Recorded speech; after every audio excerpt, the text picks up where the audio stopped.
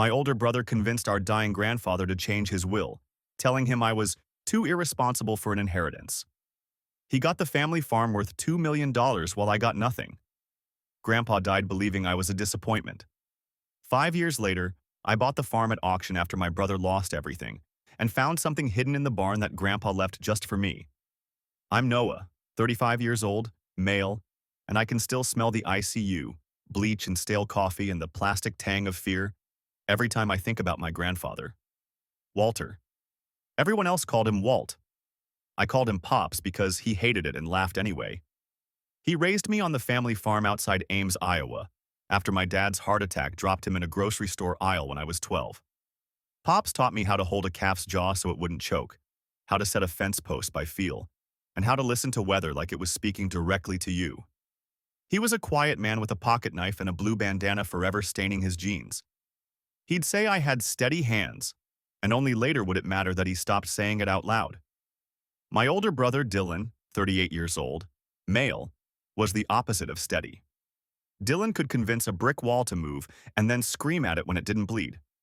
As kids, he drove the four-wheeler straight through a young soybean row because it looked like a shortcut, got grounded, then smashed a birdhouse I'd built with Pops and swore he didn't do it.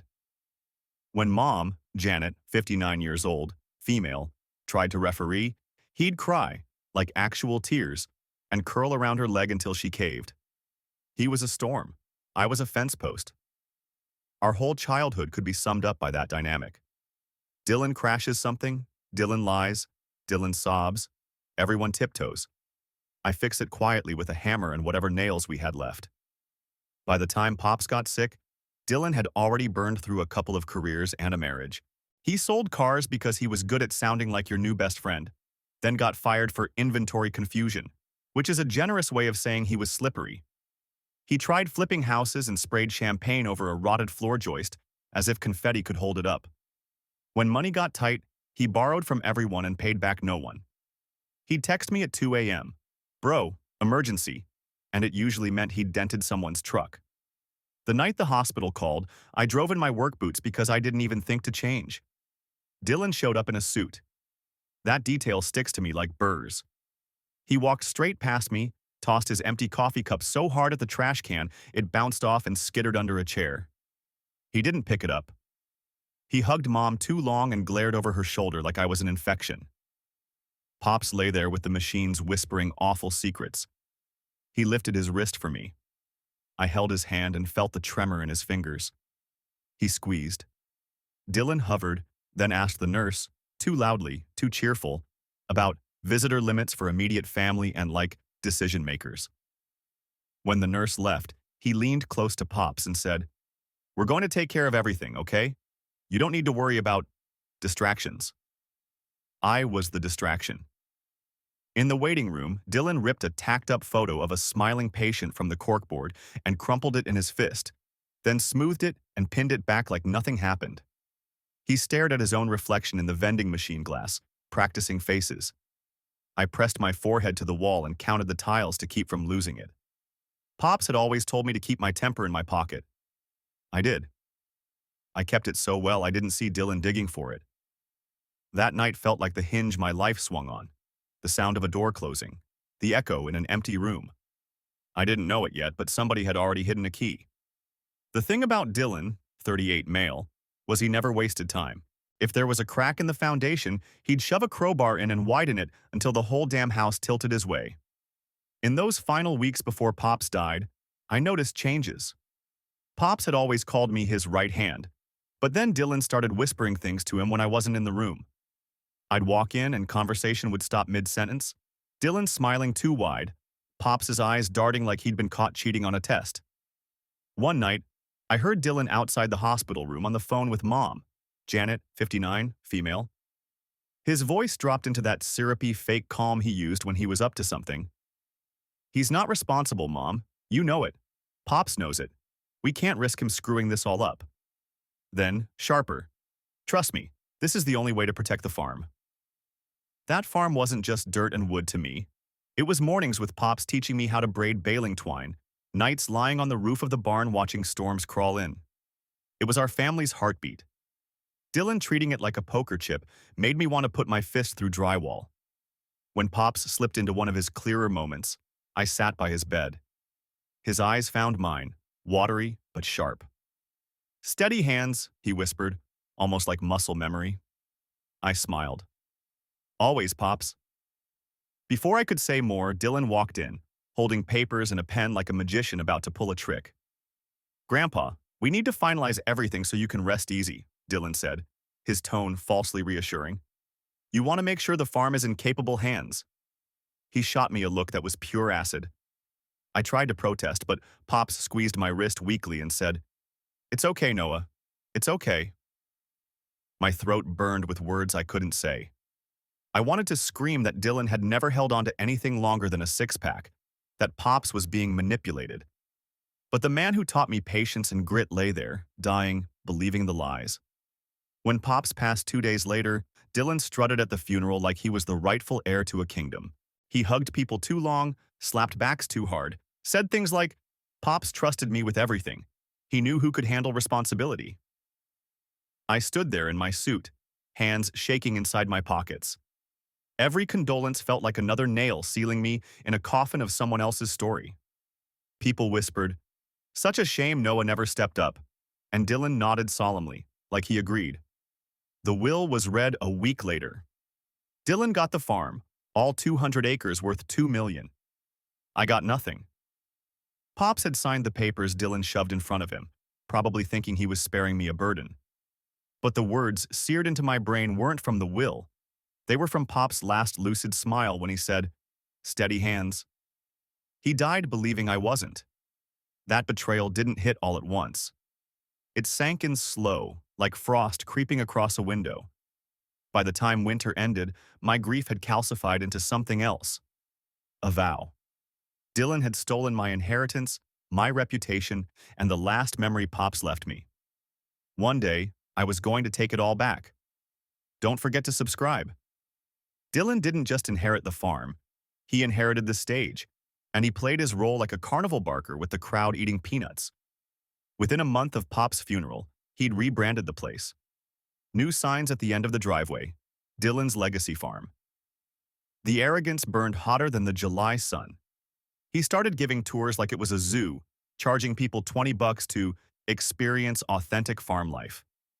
I drove past one Saturday. He had kids petting half-starved goats and snapping selfies while Dylan wore a cowboy hat he'd bought off Amazon. Pops would have spat tobacco juice in the dirt and told him to get real work done. Mom, Janet, became his cheerleader. She told anyone who'd listen that Dylan was finally stepping into his destiny. Meanwhile, Dylan couldn't even remember to shut a barn door after feeding. More than once I drove by and saw livestock wandering into the road. I pulled over once to guide a cow back in. Dylan stormed out, red-faced, screaming, "Don't touch what's mine, Noah." His voice cracked like a teenager's. That cow looked steadier than him. But the money was flowing, or so it seemed. He threw parties in the farmhouse, blasting music until the windows rattled. Trucks lined the gravel drive, strangers spilling beer into Pop's hardwood floors. Someone spray-painted their initials on the side of the old hay barn. That barn had been Pop's cathedral. Every tool hung in perfect rows, dust motes swirling like incense. Seeing it defaced felt like someone had kicked me in the chest. Then came the first signs of cracks. The farm equipment started breaking down because Dylan never maintained it. He'd rather buy a new sound system than oil the tractor. He borrowed money from local banks under the guise of expanding operations. But the fields went fallow while he spent afternoons at the bar downtown, bragging about his inheritance. Word spread fast in a small town. Folks whispered about unpaid bills, checks bouncing. One neighbor, Mr. Henley, told me Dylan promised him hay for winter feed and then ghosted him. "Your brother's playing farmer the way kids play house," he muttered. I didn't defend Dylan. I couldn't. The final straw for me personally came that Christmas. Mom invited me to the farmhouse. Dylan's idea, she claimed. I almost didn't go, but some sick part of me wanted to see with my own eyes. Dylan greeted me with a whiskey in hand, wearing Pop's old flannel like a costume. He clapped me on the back too hard, grinning. In front of the whole room, he raised his glass and said, "To Pops, for trusting the right son with his legacy." Laughter followed. Glasses clinked. My face burned. I caught sight of Pop's photograph on the mantel, his calm eyes staring back at me, and I swear I could hear his voice. Steady hands. I left before dessert, fists aching from being balled in my pockets all night. Snow crunched under my boots. Every step away from that house a vow etched deeper. Dylan thought he'd won.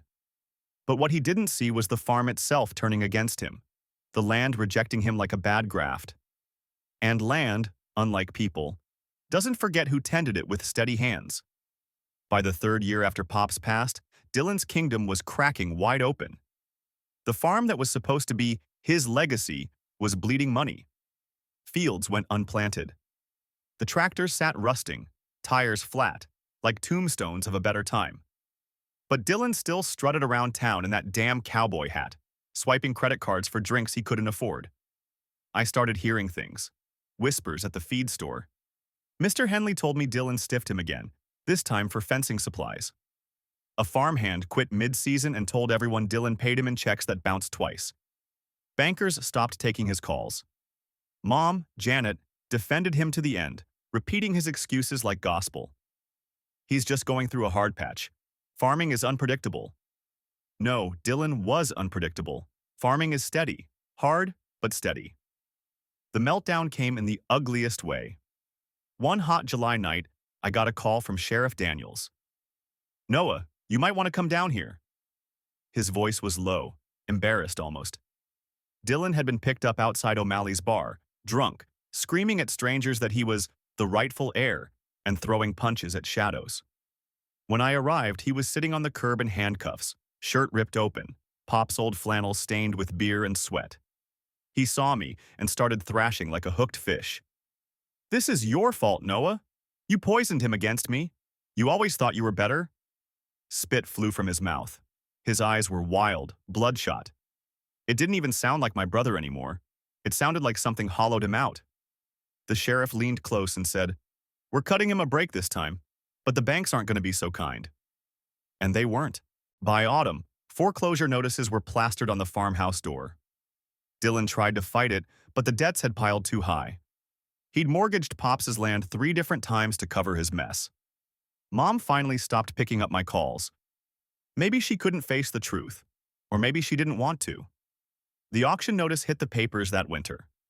The farm, Pop's farm, was up for sale. I drove out there the morning they posted the sign. The place looked gutted. Windows cracked, shingles missing, weeds climbing the porch rails. A shell of what Pops built with his hands. I stood in the barn doorway, sunlight spilling through holes in the roof, dust swirling in beams of gold. That barn had been the place Pops told me I had steady hands. I pressed my palm to the wood, rough under my skin, and whispered, "I'm sorry I let it come to this." But something inside me sparked. Not anger, resolve. For 5 years, I'd lived with the weight of Dylan stealing Pops from me in those final moments. I couldn't change the past, but I could take back the farm. And when the auctioneer's gavel came down weeks later, it was my bid. Steady, quiet, unshakable, that won. Dylan sat in the back of the room, red-faced, fists clenching and unclenching. He didn't even have enough left to protest. I didn't look at him, didn't need to. My eyes were on the keys in my hand. The farm was mine again. And I had no idea that Pops had left something hidden out there, waiting for me, like he'd known this day would come. Don't forget to subscribe. Update. Wow, I didn't expect this kind of response. I honestly thought I was just screaming into the void. Maybe a handful of you would skim it and move on. Instead, I woke up to hundreds of comments, people saying Dylan reminds them of their sibling, or that they've lived through this kind of favoritism and manipulation. Some of y'all said you wanted to drive down here and help me board up the barn just to keep Dylan out. Tempting offer, not gonna lie. A lot of you hit me with something I wasn't ready to hear. Pops knew. That phrase kept popping up in the comments. He knew who you were, Noah. I've been carrying this belief for 5 years that Pops died thinking I was irresponsible, a disappointment. But reading strangers tell me he probably just didn't want to burden me, or that he left me with the one thing Dylan could never fake, his trust in my hands. It hit me in the chest. I don't know. Maybe you're right. Now, about Dylan. Some of you asked what happened to him after the auction. I'll paint the picture. He sat in that courthouse room like a kid watching his favorite toy get snatched away. Red in the face, shaking. When the gavel fell and my bid stood, he screamed. Not words, just this raw animal noise that made everyone turn. He slammed his chair back so hard it toppled. Security had to step between us even though I hadn't said a single thing. He stormed out, but not before pointing at me and yelling, "You think this is over? You stole it. You'll see what you get." Everyone went quiet after that. You could have heard a pin drop. The sheriff was in the back, arms crossed, just shaking his head like he'd been expecting it. So now, yeah, the farm is mine. The bank cleared the paperwork. The keys are in my pocket. I walked through the house yesterday, and it was worse than I imagined. Holes in the walls, broken glass, old beer cans ground into the floorboards. Pop's framed photo was face down on the mantel. I turned it upright again, and I swear the air felt lighter. And here's the part I can't get out of my head. The barn. Everyone in town thought Dylan cleared it out years ago, sold whatever wasn't nailed down. But when I opened those big sliding doors, the smell of hay and oil hit me. And in the corner, covered under a tarp, I found something Dylan clearly never bothered with. I haven't fully dug into it yet. Just a glimpse of wood, old metal, and, God help me, a small lockbox wedged between beams like it was hidden there on purpose. My stomach dropped when I saw it. Pops was a quiet man, but he believed in leaving trails if you knew how to follow them. I'll go back tomorrow with tools. If what I think is inside that lockbox is really there, then Pops didn't leave me with nothing. He left me with the last word. And I'm finally ready to hear it. The next morning, I drove out to the farm before the sun broke over the fields. The place was quiet, eerily so. No more drunken music, no more strangers' trucks chewing up the gravel drive. Just the crunch of frost under my boots and the wind rattling the tin roof. I went straight to the barn. The sliding doors groaned like they remembered who they were opening for. I pulled back the tarp in the corner, dust clouding up around me. Beneath it was Pop's old tool chest, oak wood, brass handles tarnished green. My chest tightened. I hadn't seen it since I was a kid. Wedged behind it, tucked between two beams like it had been planted there for me alone, was the lockbox. Black metal, small enough to carry but heavy, in a way that said there's more inside than just paper. Pops had always said, if something matters, you make sure it takes effort to get to. I pried it open with a crowbar. The lid gave with a screech. Inside, a folded letter on yellowed paper, an envelope stuffed with old photographs, and, my breath caught, an iron key tied to a strip of leather. The letter was addressed in Pop's jagged handwriting, to Noah, my steady hands. My throat closed. I sat on the barn floor, dust biting at my lungs, and read. Noah, if you're reading this, then Dylan got what he wanted. That boy's got charm but not roots. I couldn't let him take everything from you, so I left you what I could in the only place he'd never look. Work. In the land, in the barn, in the pieces no one but you would understand. This farm was never about money. It was about hands that know how to build instead of break. You've got those hands. Don't forget it. At the bottom, Pops had scribbled coordinates. Not the farms, somewhere deeper in the north pasture, by the creek. I shoved the letter into my jacket and pocketed the key. My hands were shaking, but not from cold. For 5 years, I'd believed Pops thought I wasn't enough. Now here was his voice from beyond, reminding me I was the only one who ever was. I barely had time to process before I heard tires crunching up the drive. Dylan. He staggered out of his truck, face flushed, eyes glassy. You think you can just waltz in here like some hero? He barked. He spotted the open lockbox and lunged. That's mine! I stood, heart pounding. No, Dylan, it never was. He shoved me hard, sending me into the wall of the barn. My shoulder exploded with pain. For a second, I saw red. Years of swallowing my temper boiled over. I grabbed his arm, twisted, and slammed him against the beam Pops had once leaned on while teaching me how to set nails straight. Dylan howled, thrashing. You'll regret this. Everyone will know you stole from me. His voice cracked into something almost childlike, desperate. I let go, breathing hard. Go ahead, tell them. but you and I both know Pops left this for me. His eyes flicked to the letter, then to the key in my fist. For the first time, I saw it. Fear. Not of me, but of losing control of the narrative he'd built. He staggered backward, cursing, then bolted out of the barn. His truck roared off, gravel spitting. Silence rushed back in. I sank onto the hay-strewn floor, clutching Pop's letter. Dylan had taken the farm and burned it down. But Pops had left me something far more dangerous to him. Truth. And I was going to follow those coordinates, key in hand, no matter what waited by that creek. The next morning, I followed Pop's coordinates. North pasture, past the broken fence line Dylan never fixed, down where the creek cut the land in two. The ground was soft, slick with mud, and the trees leaned in close like they were hiding something. The spot was marked, just like Pops would have done, subtle but unmistakable to anyone who knew him. A fence post sunk deeper than the others, the top carved with a faint W. Walter. His way of signing the land. I dug with my hands first, then with an old spade I found leaning against a rotted tree. About 2 feet down, the metal of a small chest rang against the blade. My pulse hammered. I yanked it free and brushed off the dirt. The key fit the lock perfectly. Inside were 2 things that changed everything. First, a stack of ledgers. Handwritten, dating back decades. Pops had documented every single dollar that went into the farm. Every sale, every piece of equipment bought, every payment made. But tucked in the back were recent entries. Loans Pops had taken out quietly, paid back in full, leaving no debt on the property before he passed. He'd made sure Dylan inherited clean land, no excuses for failure.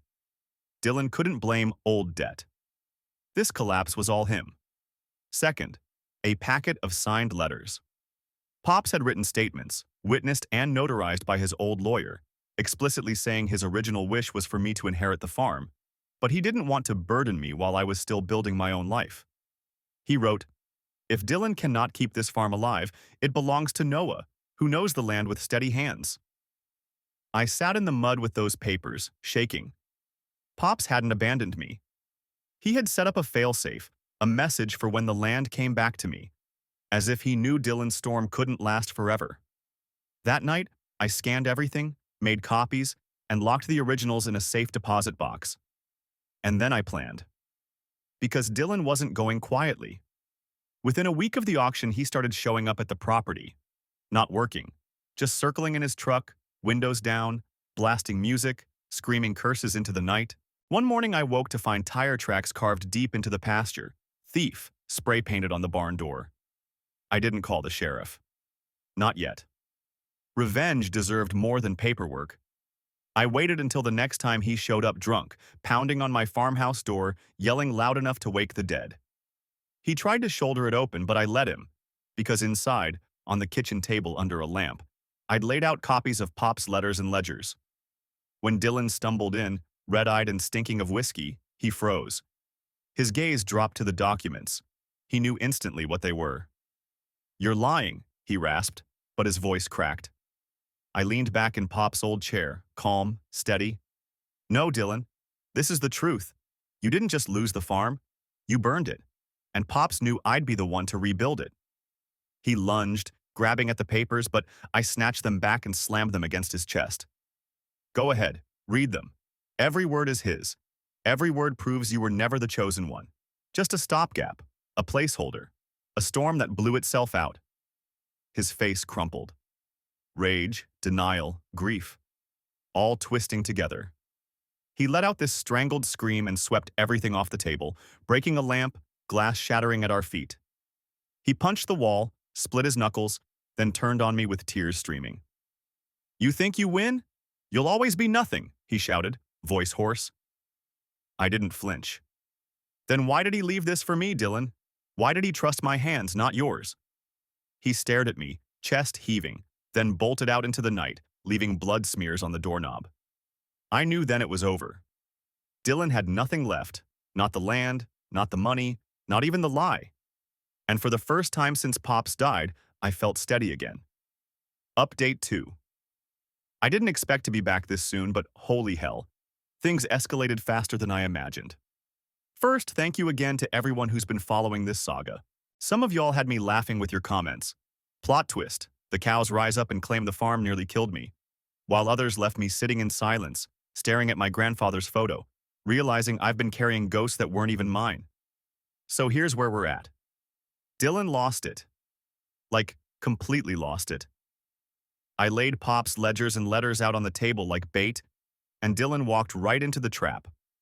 Watching his face when he realized Pops never truly believed in him, that Pops had left those words for me, wasn't satisfying in the way I thought it would be. It was messy. He cried, he screamed, he destroyed half my kitchen. And then he ran, bleeding and drunk like a cornered animal. A lot of you told me not to stoop to revenge, that dignity would be the best revenge. Others? Y'all wanted me to salt the earth and make sure Dylan never showed his face in this county again. Truth? Seeing him unravel like that was enough. Pop's words did what I never could. Cut through Dylan's delusion. He can't rewrite history anymore. The sheriff showed up yesterday. Turns out Dylan went to O'Malley's again. Started bragging that I forged the papers. Sheriff Daniels asked to see what I had. I handed over the notarized originals. Watching his eyes skim them, then him mutter, "Well, that settles that," was a strange kind of closure. Dylan's credibility is toast. He'll never convince anyone he was the rightful heir. But here's the part I didn't expect. After the sheriff left, I walked out to the barn and found myself staring at Pops's handwriting again. Steady hands. And I realized something. This whole time I thought revenge was about taking something back from Dylan. But it's not. It's about honoring Pops, keeping this place alive the way he wanted. So yeah, Dylan's story is basically finished. He's a shell of himself and everyone knows it. My story? It's just starting. The farm's in rough shape, but it's mine now. I'm rebuilding it piece by piece. Every nail I drive, every post I set feels like Pops is standing behind me, nodding. And for those asking about the hidden chest, it's locked back up safe. Not for Dylan, not for Mom. For me, and maybe one day for my kids, if I'm ever lucky enough to have them. Because I want them to know what Pops wanted me to know. That steady hands matter more than smooth talk, and that the land remembers who takes care of it. So yeah, call it revenge, call it justice, call it closure. All I know is I can finally breathe again. Winter thawed into spring, and with it came the slow work of resurrection. The farm was a wreck after Dylan's chaos. Fields overrun with weeds, barns sagging, fences collapsed. It would have crushed him. But me? I saw it as a challenge, like Pops had left me a puzzle only I could solve. Every morning, I laced up my boots, pulled on gloves, and walked the land with Pop's letter folded in my chest pocket. When the sun rose over the north pasture, I'd pause and touch the fence post where he carved that faint W. It reminded me this wasn't just soil and timber. It was bloodline, memory, legacy. Neighbors started showing up.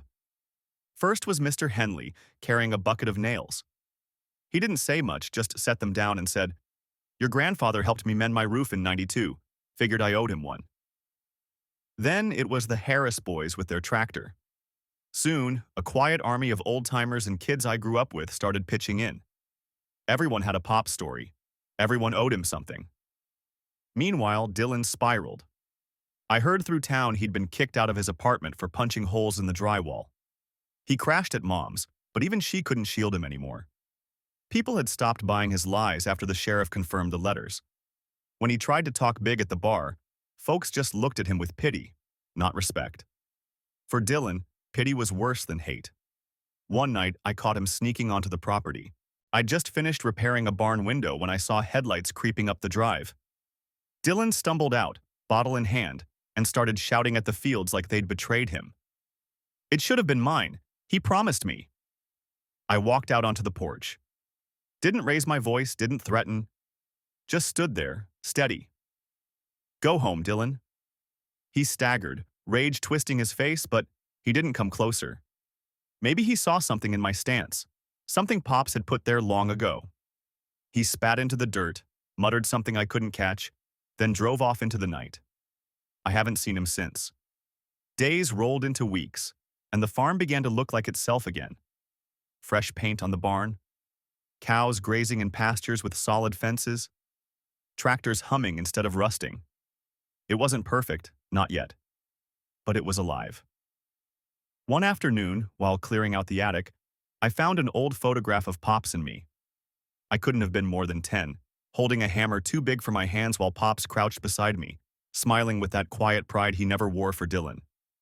The back of the photo read, in his handwriting, "Teach him patience. He'll need it."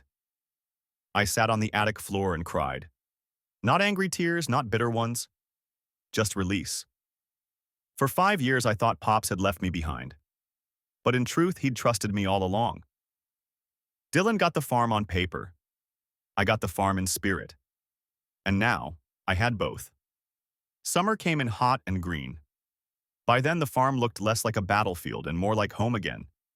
Corn rose tall, fences stood straight, and the barn, Pop's cathedral, smelled of hay instead of mildew. I'd walk those fields at dusk, cicadas screaming, fireflies blinking, and I swear I could feel Pops's hand on my shoulder. Dylan had become a ghost in town. Folks whispered he was crashing on couches, maybe dealing cards in back rooms for cash. Nobody really knew. He'd burned every bridge. Even Mom, Janet, who had defended him through every disaster, stopped showing up at church potlucks when people started asking pointed questions. I heard she told someone, "He just needs time to find himself," but her voice didn't sound convinced. For the first time in my life, I felt sorry for her. She'd hitched her wagon to Dylan's storm, and now all she had was wreckage. One evening, as the sun bled over the fields, I walked down to the creek with Pop's letter in my pocket. I read it again, out loud this time, letting my voice carry across the water. "Noah, my steady hands." The words didn't hurt anymore. They anchored me. I'd spent years thinking revenge meant tearing Dylan down. But standing there, I realized revenge wasn't fire. It was endurance. He had burned fast and bright, torching everything he touched. I was still here, building, steady as the land beneath me. That was the real victory. The last piece fell into place a month later. The county fair was in full swing, and they dedicated a small memorial to Pops, honoring farmers who'd kept the town alive through droughts and storms. They asked me to speak.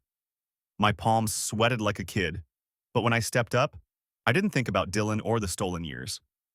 I thought about Pops's steady hands guiding mine around a hammer, about how he'd squinted at the sky and told me you can smell rain if you pay attention. I thought I'd lost him when he passed, I told the crowd. But every nail I set here, every fence I mend, every calf I help stand, that's him. He didn't leave me with money. He left me with the work, and the work is enough. When I stepped down, I saw Mr. Henley wipe his eyes, and a few of the old-timers nodded like they'd been waiting years to hear me claim my place. That night, back at the farm, I hung the photo I'd found of Pops and me in the barn, right above his old tool bench. Beneath it, I placed the lockbox and the key, sealed away again. Not as a secret this time, but as a promise. Dylan may have walked away with Pop's last breath, twisting it into a lie. But I walked away with his last truth. And that truth was this. Storms pass. Steady hands remain. The farm was mine, but more than that. It was his. Always his. Always ours.